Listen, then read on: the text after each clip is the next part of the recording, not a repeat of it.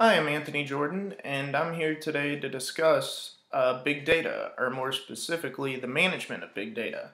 The two articles I was assigned were Big Data, the Management Revolution, and Data Scientist, the Sexiest Job of the 21st Century. I guess I'm kind of picking up off of the Keeping Up with the Quants last week, and I will further the discussion on big data. I'm going to start with the Management Revolution, Big Data, the Management Revolution. The article starts out stating you can't manage what you don't measure. And this quote was attributed to Peter Drucker, the quote-unquote father of modern management. Um, because of big data, managers can now measure and therefore know radically more about their businesses and directly translate that knowledge into improved decision making and performance for their company. One example that the article used was online book retailers. Before the online business was there, they could basically only track what you bought. You know, they could maybe ask people working at the sales counter what sections people were visiting more often, but it wasn't good structured data. Whereas in today's society, online retailers like Amazon or Borders can now use data that they collect on their website to basically sell more books. Whenever you enter the website, you look at this book, that book, and they're tracking all that. You buy a book, the next time you come in, they are going to recommend books for you based off of what you visited, titles close to what you visited, titles close to what you bought, things like that. They know more about you than in the past. Another company, which I'll go into a little more detail later on, is Netflix, who has really done well with big data. They recommended for you section. I know it does very well for me. I'm sure it does very well for all you. It's created advanced algorithms, much like analytics, that work very well to predict what you want to see. This is all good management of big data. It works. Netflix is a thriving company. Borders would probably be out of business without online retailing. And it relates to us as grad students because the article states smart leaders across industries will see using big data for what it is, a management revolution. As up-and-coming professionals in the workforce, we need to engage in this transition, and those of us that do it successfully will have a leg up on the competition. To start, I just kind of wanted to go over a little background on the 4 V's of big data for those of you that don't or have never been exposed to it. The 4 V's are velocity, variety, volume, and veracity. So velocity is the analysis of streaming data, how quick it's coming in. Variety is all the different forms of data. Volume is how much data, and veracity is the certainty or uncertainty of the data, which is affected by the other 3 V's. The article mostly talked about the first three, volume, velocity, and variety. The article states that more data crosses the internet every second than were stored in the entire internet just 20 years ago. This immense volume of data out there to be collected changes the way we as managers can make decisions. To put this into a perspective of just how much volume of data is out there, the article used Walmart as an example. Walmart collects 2.5 petabytes of data every hour. 1 petabyte is enough information to fill 20 million filing cabinets worth of text, and they're collecting 2.5 every hour, so that just goes to show how much volume one company can collect and use to analyze and make better decisions off of. This has really been affected by the new age and technology in storing data through cloud computing, things like that, where in the past we may have been able to even collect it, but we couldn't store it.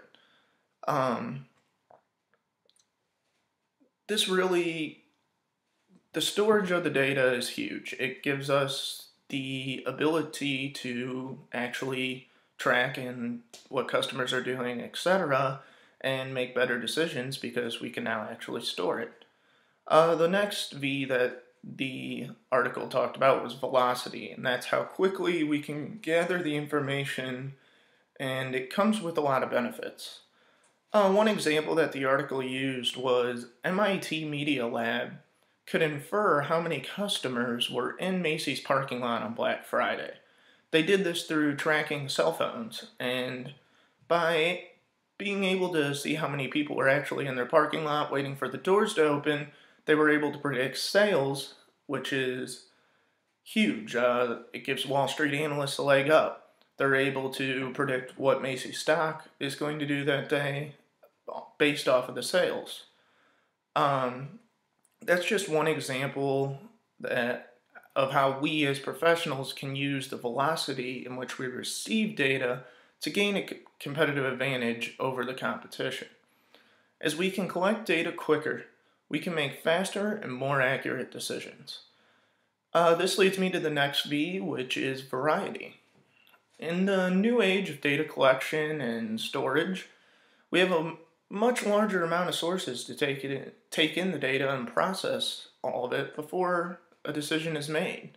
The introduction of Facebook, Twitter, and mobile phones, as used in the example above, provide us with all new sources of data.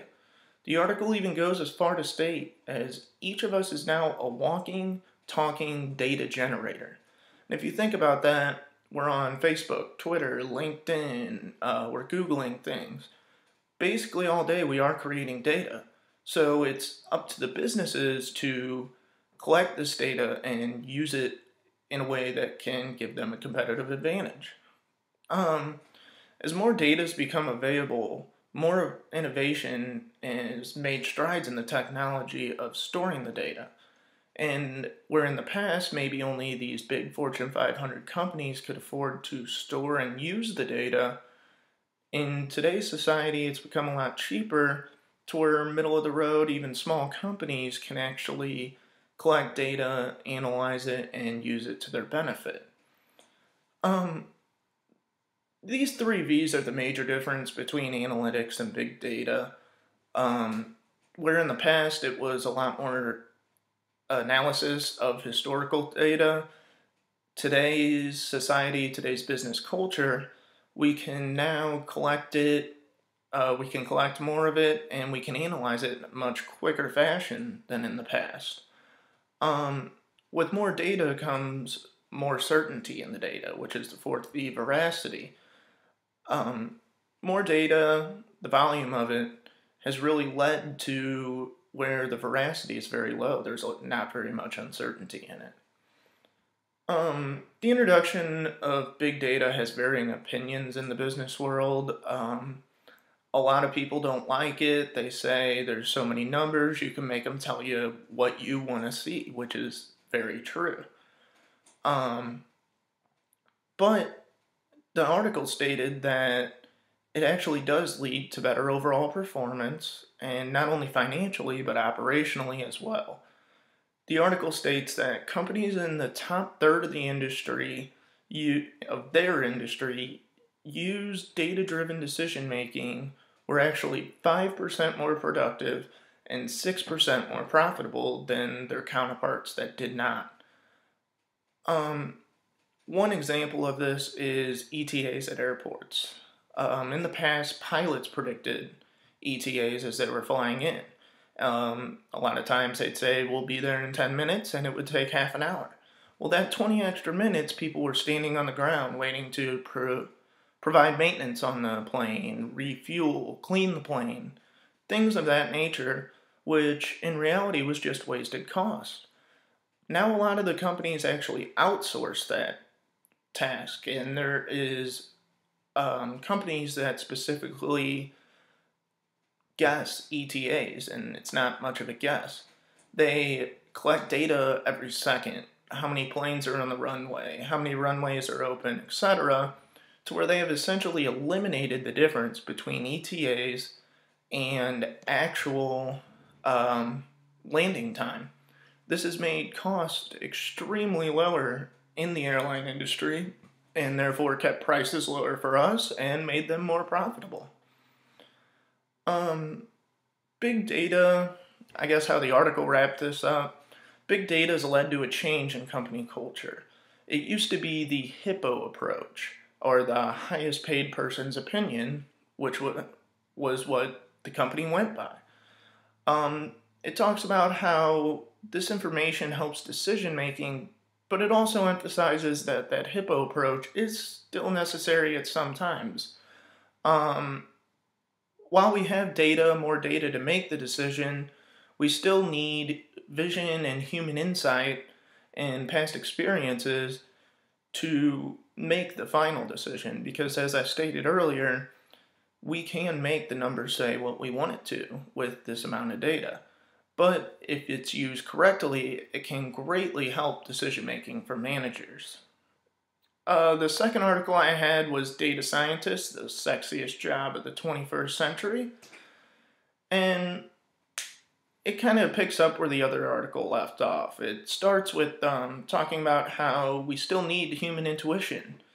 And we still need to find people that can organize and understand the data. That way we aren't just making it say what we want it to say, we are actually making good decisions based off of what the data provides us. The data scientist, which this article is about, is a very odd, I guess, or new up and coming type of professional. They are able to analyze data like most analysts can't. One example that it used, and it was actually talked about in the Keeping Up with the Quants video, was LinkedIn. It talked about how LinkedIn had thrived on the use of data and analytics, and this article provided some insight on how the website exactly accomplished that.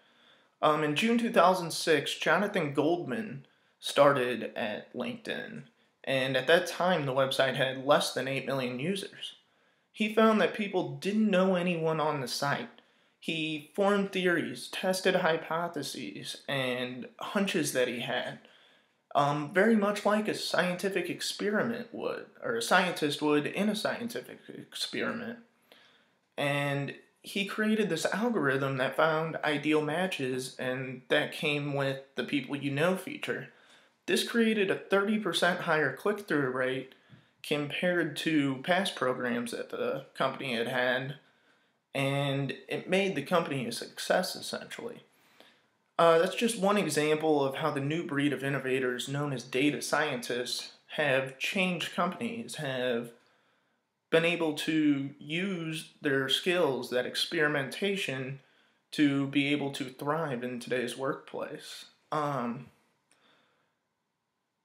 Though much of the focus on big data is in new and expanding technologies, there's actually very few people who know how to take this data and form it into something useful. In the article, data scientist is defined as a high-ranking professional with the training and curiosity to make discoveries in the world of big data. It discusses how demand far exceeds supply in this area. There's a huge demand for people that can take this vast amount of unstructured data and turn it into something useful. The main cause for this shortage is that there's currently no university programs offering degrees in data science. There's ITM degrees, computer science, computer engineering, mathematics, but those aren't exactly data scientists. It's different. It's an experimentation process. So basically, it's hard to pinpoint what a data scientist exactly does. Therefore, it's hard to create a school program that can teach people how to do this. In today's world, a lot of them were computer science or mathematics majors, anything along those lines. Data scientists, the article states that data scientists, more than anything, make discoveries while swimming in data. They take large quantities of formless data and make analysis possible. They do this through a large amount through working through computer code, which is why a lot of them come out of computer science or computer engineering, things like that.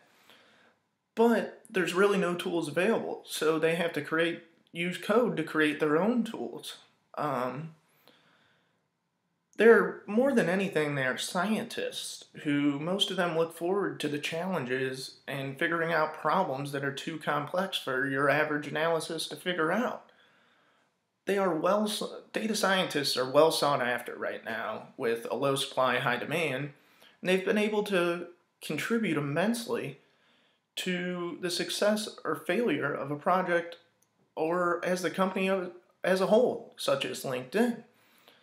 So the question becomes, where do you find them and how do you get them to work for your company? This is what the article really focused on, and it really stated that more than anything, they want to build things, not just give advice. One data scientist even went as far as comparing being a consultant to being in the dead zone, or another stated, if we wanted to work with structured data, we would be on Wall Street. These scientists are highly capable individuals who are driven by a lot more than money. So in order to get them into your corporation and help you, you're going to have to present more than that. One very interesting way that a company has done that, which is Netflix, as I discussed earlier, is they have an award called the Netflix Prize. And this is given to the data science team that develops the best way to improve the company's movie recommendation system. And this has created a huge pull in the data science community. It's a simple prize, but it's more or less that they're trying to figure out things that other people can't. And that's why Netflix has had such huge success with these data scientists. Data scientists are highly sought after, highly coveted people, and therefore a lot of times they are expensive. Although they're driven by more than money, money's still a factor. So a lot of companies are saying, well, why not wait until these school programs or even outside programs are able to teach data scientists what exactly to do, basically provide a second generation of data scientists, like we saw in the late 90s, early 2000s with analysts. But the article really stressed that the companies that do wait for this second generation are going to fall behind. With so much data available and emerging technologies every day, things like the Macy's example earlier are just giving companies that have these data scientists a huge advantage over those that don't. To conclude as to why data scientists are the sexiest job of the 21st century, the article quotes Hal Varian, the chief economist at Google, and he states that the sexy job in the next 10 years will be statisticians. People think I'm joking, but who would have guessed that computer engineers would have been the sexy job of the 90s? These highly sought after individuals are difficult and expensive to hire and even more difficult to maintain. But if you're able to do that and bring them into your company, they are going to be able to provide you with better management and better decision making. And that concludes data scientists and the management revolution.